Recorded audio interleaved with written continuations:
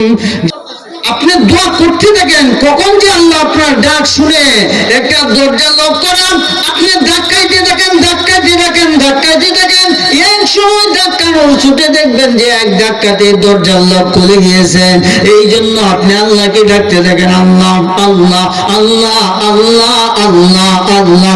এই কনকনে শীতকে উপেক্ষা করেন, গভীর রজনীতে ওইটা দুনিয়ার সকল মানুষ ঘুমিয়ে গেছে রে বান্দা, আল্লাহ ডাক দেয়, ও আবার দুনিয়ার বান্দারা কে আছো অভাবী, আমি অভাব মোচন করে দিব।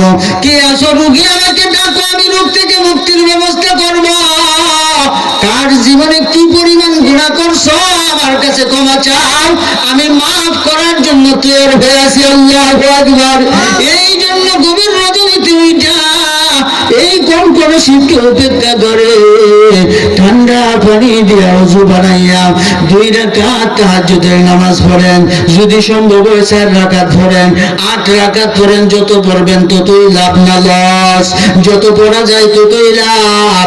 তারপরে যাই নামাজে বৈশা মুরাকাবা মুশাহাদায় যাইয়া আল্লাহকে ডাক দেন, আল্লাহ আল্লাহ আল্লাহ আল্লাহ আল্লাহ আল্লাহ আল্লাহ আল্লাহ আল্লাহ আল্লাহ আল্লাহ আল্লাহ।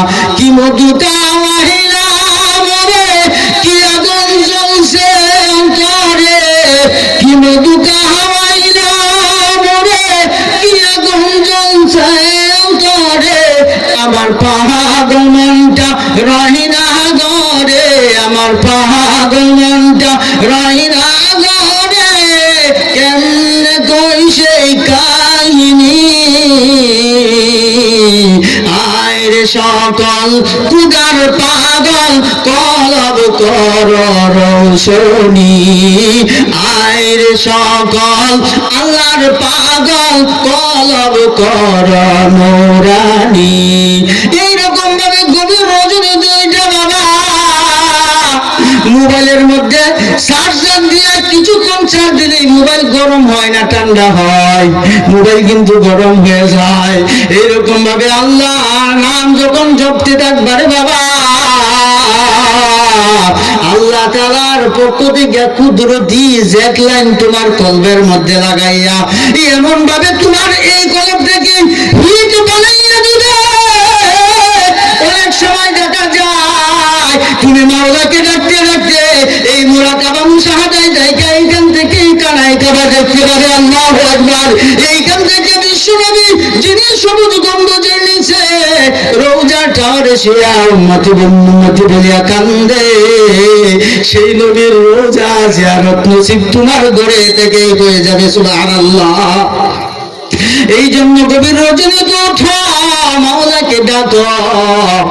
তোমার এই জিহ্বাটাকে আল্লাহকে ডাকতে ডাকতে হীরার চেদা চুলের সে চিকন বানাও। এই জিহ্বাটা যখন মারেফতের জিহ্বা হয়ে যাবে, পৃথিবীর যেখান থেকে তুমি যে সমস্যায় পড়ে মাওলাকে ডাক দিবা, তুমি ডাক দিতে দেরি মাওলার সাহায্য আসতে দেরি হবে না। সুবহানাল্লাহ।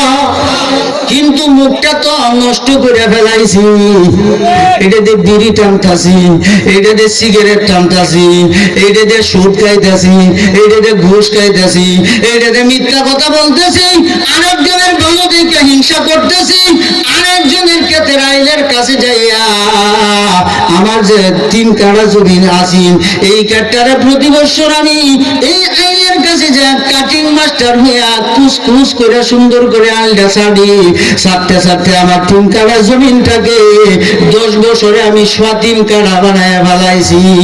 আছে না নাই এরকম কাটিং মাস্টার?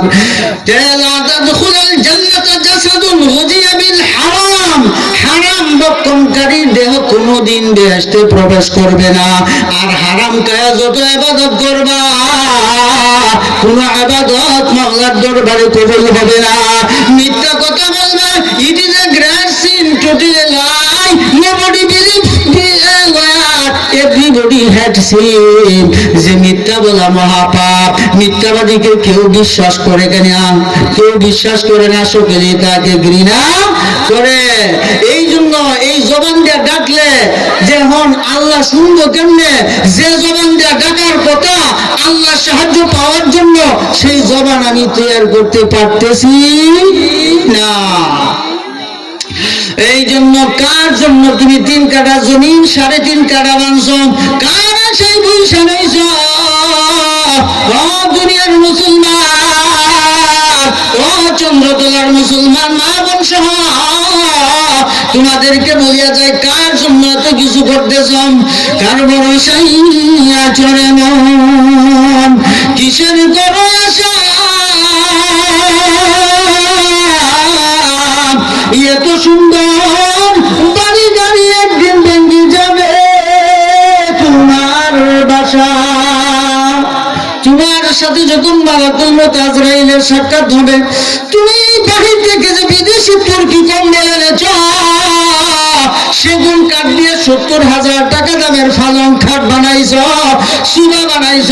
তুমি এই ঘরে যখন শুইবা, তুমি আব্দুর রহমান, আব্দুল সাত্তার, আব্দুল করিম এই যে নামটা আছে, এইটা যখনই দেহ থেকে এই প্রাণ বায়ুটা ফিনজিরা থেকে যখন সইরা যাবে পাখিটা, তখন আর আব্দুর রহমান কেউ কইতো না, তোমারে কেউ কইতো না আব্বা, তোমারে কেউ কইতো না দাদা, তোমারে কেউ কইতো না কাকা।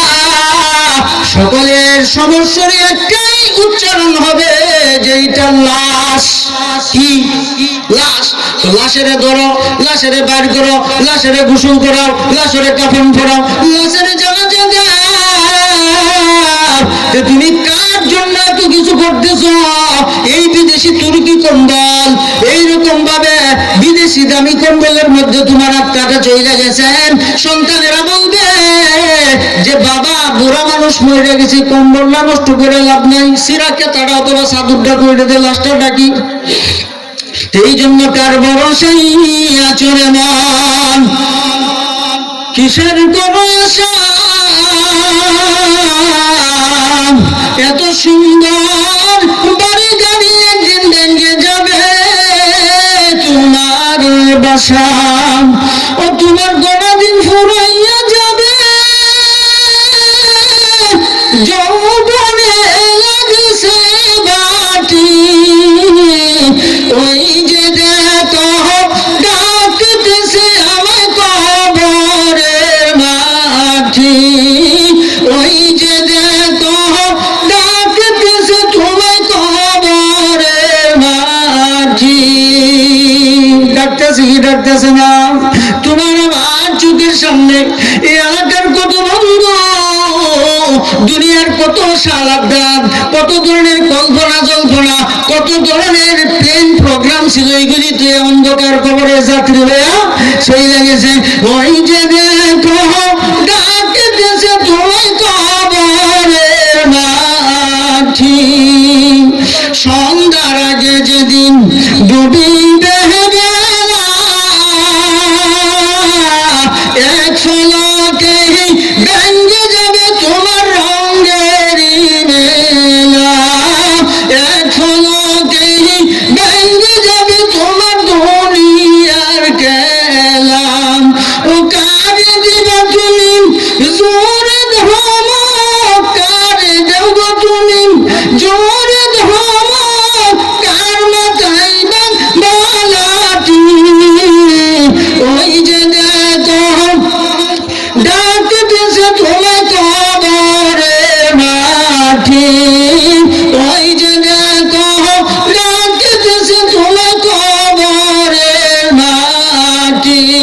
ও তোমার গলা দিন ফুরাইয়া যাবে, যৌবনে লাগবে বাটি। ওই যে দেখো ডাকতেছে তোমায় কবরের মাটি। আপনি আমি যেদিন মারা যাব, খবর পেয়ে আত্মীয় স্বজন আসবে, কে আসবে না? পাড়া প্রতিবেশী সবাই আসবে, খবর পেয়ে আসবেন আত্মীয় স্বজন। তোমারই চার পাশে বসে তারা করিবে রুদন, তোমারই চার পাশে বসে তারা করিবে কান্দন। ও তোমায় সাহায্য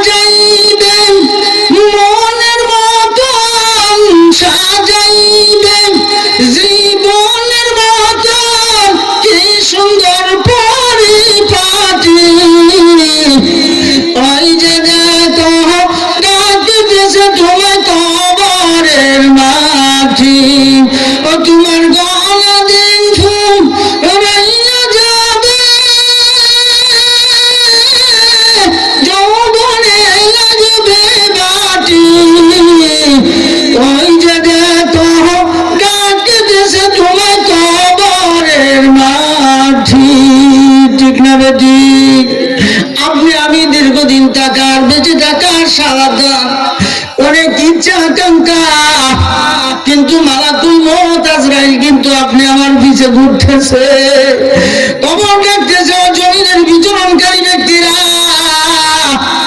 আমি অন্ধকার ঘর, আলোর ব্যবস্থা নিয়ে আসবা। আলো কি মরণের সময় কারেন্টের লাইট নিয়ে যাম? আলো হইল নামাজ। যেই ব্যক্তি 5 ওয়াক্ত নামাজ কায়েম করবে, আল্লাহ পাক রব্বুল আলামিন ওই নামাজীর কবরটাকে, অন্ধকার কবরটাকে আল্লাহর নূরের দ্বারা আলোকিত করে দিবে। সুবহানাল্লাহ। এই জন্য বলতেছিলাম যে মুমিনের 2 নম্বর আলামত হলো যখন তার সামনে কি কোরআন তেলাওয়াত করা হয় তখন তার ঈমান বৃদ্ধি পেতে থাকে। আর কোরআনকে যখন আপনি মহব্বত করবেন, কোরআন মহব্বতের কারণে অনেক ব্যক্তি আল্লাহর ওলি হয়ে গেছে। সুবহানাল্লাহ।